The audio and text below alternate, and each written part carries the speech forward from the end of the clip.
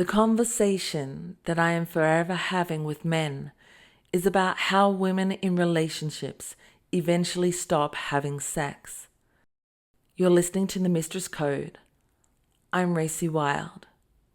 Women becoming unsexual and sexless at some point in a relationship is a concern for every man I have ever known. The story that men are telling each other, beyond medical advice, statistics, and sex gurus, is that women will have lots of sex at the beginning to secure a man into a relationship. After 2 or 3 years in, their sexual activity will have a dip. After children, the couple will likely become sexless, and if not, will have sex about once a month, twice if they're lucky. Then, when a woman hits 40, she might have a little bump of sexual desire, but it doesn't last long. It often wanes down to nothing. The problem is, it is not just sexual desire, but the desire for intimacy that a woman loses because of one thing. She is afraid intimacy will make her partner think she wants sex. So, because she doesn't want sex, she won't be intimate either. It's a cycle. I have certainly been there. One of my ex-boyfriends lost the desire for sex quite early on in our relationship. It was rationalized by him being stressed because of work, and I accepted that to be a good, understanding girlfriend. But, along with the sex, disappeared our intimacy. I did not dare to be intimate with him anymore, as every time I was, my body would drive for more, and it was hard to stop my arousal dead in its tracks. Plus, my ex didn't like to be reminded that he had become sexless, and even the slightest of initiations for intimacy would drive him into a spiral of self-loathing and guilt. Not being sexual together was taking its toll on me. I would spend nights awake crying beside him in bed while he lay asleep because my body just ached for sexual release. We were monogamous, so I was loyal, but that didn't stop me from needing sex. We would talk about my need all the time until it got boring, and then it would just start fights. Even though my boyfriend fully understood my need, empathized, and said that he loved me, he just couldn't bring himself to want sex, let alone be intimate with me so I could feel comforted and close to him. We talked about opening up our relationship so I could get sex and intimacy from others, but the fact that he wanted the opportunity to have sex with others wrapped my brain. When I asked him why he would want sex with others and not me, he said, "But I love you." That was when the penny dropped for me. He had a severe case of the Madonna-Whore Complex. What's the Madonna-Whore Complex? Well, quickly, the Madonna-Whore Complex is a spectrum.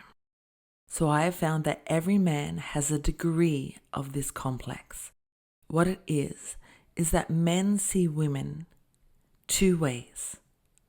They see them as the Madonna, or the wife, the good girl, or the whore, the mistress, the bad girl. How they see the wife and how they treat the wife is completely different to how they see the mistress and how they treat the mistress. The wife gets loyalty, social respectability, their everyday life. The mistress gets their passions, their dreams, their secrets, their sexuality. So with regards to my boyfriend, before we got serious, he saw me as the whore, and we had a fantastic sex life.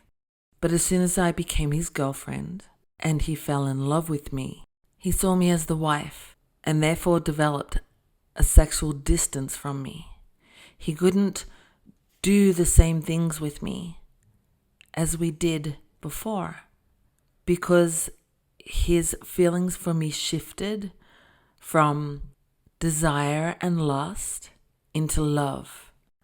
I was at a point where the only logical thing to do was to break up with him. But my conscience wouldn't let me. I had been taught all my life that sex is good, but it isn't important enough to break up a good relationship over, that love will find a way. And I loved him deeply.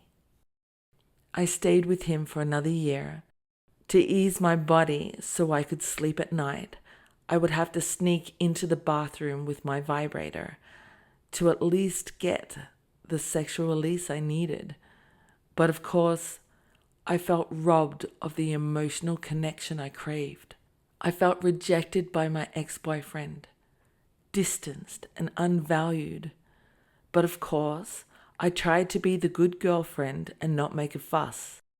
Because if I did fuss, it would create a rift between us for a week or two. So I was coerced into silence to keep the peace and endured the forced celibacy. There was one time we woke up together in the morning and he had a raging hard-on. He finally wanted sex. I quickly ran to the bathroom to pee, and when I came back, my ex-boyfriend was sitting on the bed reading a book, his cock limp again. His horniness had passed, and I was the one that had to deal with it. In this moment, I became angry because he wouldn't even try for me.